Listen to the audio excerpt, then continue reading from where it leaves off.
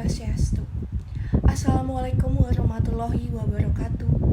Shalom, namo buddhaya, salam sejahtera bagi kita semua, salam kebajikan. Sebelumnya, izinkan saya memperkenalkan diri. Nama saya Ninyoman Haryasih Adi Safitri dengan NIM 23141011071, Prodi Ilmu Hukum, jurusan Hukum dan Kewarganegaraan, Fakultas Hukum dan Ilmu Sosial. Jadi, di sini saya akan menjelaskan tentang tantangan penggunaan bahasa Indonesia dalam dunia pendidikan. Yang dimana kita ketahui bahwa penggunaan bahasa Indonesia dalam dunia pendidikan adalah hal yang penting, namun juga penuh dengan tantangan. Bahasa adalah alat komunikasi utama dalam proses pembelajaran, dan masalah yang berkaitan dengan penggunaan bahasa dalam pendidikan dapat memiliki dampak yang signifikan terhadap efektivitas pembelajaran. Dalam presentasi ini, saya akan menjelaskan sejumlah tantangan yang terkait dengan penggunaan bahasa Indonesia dalam pendidikan, mengidentifikasi dampaknya, dan mengeksplorasi upaya untuk mengatasi masalah tersebut. Bahasa Indonesia merupakan bahasa resmi Republik Indonesia dan digunakan sebagai medium instruksi dalam sistem pendidikan nasional. Penggunaan bahasa Indonesia dalam pendidikan memiliki dua fungsi penting. Yang pertama yaitu bahasa Indonesia digunakan untuk menyampaikan pengetahuan dan informasi kepada siswa. Yang kedua, bahasa ini digunakan sebagai sarana interaksi sosial di antara siswa, guru, dan lembaga pendidikan. Namun, penggunaan bahasa Indonesia dalam dunia pendidikan tidaklah tanpa tantangan. Adapun tantangan penggunaan bahasa Indonesia dalam pendidikan. Salah satu tantangan utamanya yaitu kemajemukan bahasa di Indonesia. Indonesia memiliki ratusan bahasa daerah yang digunakan oleh berbagai kelompok etnis.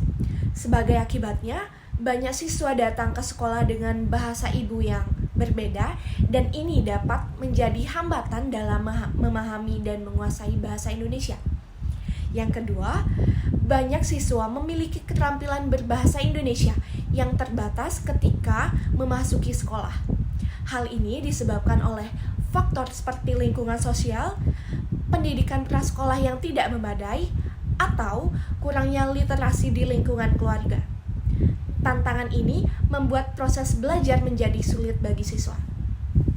Yang ketiga, penggunaan bahasa Indonesia dalam pendidikan juga menciptakan ketidaksetaraan sosial. Siswa yang datang dari keluarga dengan latar belakang bahasa Indonesia yang baik memiliki keunggulan dalam pembelajaran. Sementara, siswa dari latar belakang bahasa daerah mungkin menghadapi kesulitan. Yang keempat, banyak bahan ajar terutama yang berkualitas tinggi tersedia dalam bahasa asing seperti bahasa Inggris. Hal ini membuat siswa yang menguasai bahasa Inggris memiliki akses yang lebih baik ke dalam sumber daya pendidikan yang relevan. Yang kelima yaitu kadang-kadang bahasa Indonesia yang diajarkan di sekolah tidak sesuai dengan konteks lokal. Ini menciptakan kesenjangan antara bahasa yang diajarkan di sekolah dan bahasa yang digunakan dalam kehidupan sehari-hari siswa. Adapun juga tantangan penggunaan bahasa Indonesia dalam pendidikan dapat memiliki dampak yang signifikan. Yang pertama, siswa yang kesulitan beradaptasi dengan bahasa Indonesia cenderung memiliki pemahaman yang lebih rendah terhadap materi pelajaran yang pada gilirannya dapat menghambat kemajuan akademik mereka. Yang kedua, ketidaksetaraan dalam keterampilan berbahasa Indonesia menciptakan ketidaksetaraan dalam pendidikan. Ini dapat menghasilkan kesenjangan pendidikan di antara siswa-siswa yang datang dari latar belakang bahasa Indonesia yang baik dan siswa-siswa yang tidak. Yang ketiga, siswa yang merasa tidak mampu berbahasa Indonesia dengan baik dapat mengalami rendahnya rasa diri dan motivasi dalam pembelajaran. Yang keempat, penekanan dalam bahasa Indonesia dalam pendidikan bisa mengakibatkan kehilangan budaya lokal dan bahasa daerah yang merupakan bagian penting dari identitas budaya masyarakat. Yang kelima, siswa yang tidak memiliki keterampilan berbahasa Indonesia yang kuat mungkin menghadapi kesulitan dalam memasuki dunia kerja yang membutuhkan komunikasi dalam bahasa Indonesia. Jadi, untuk mengatasi tantangan-tantangan ini, perlu adanya kolaboratif antara pemerintah, lembaga pendidik, dan masyarakat untuk memperkuat pengajaran dan pemahaman bahasa Indonesia.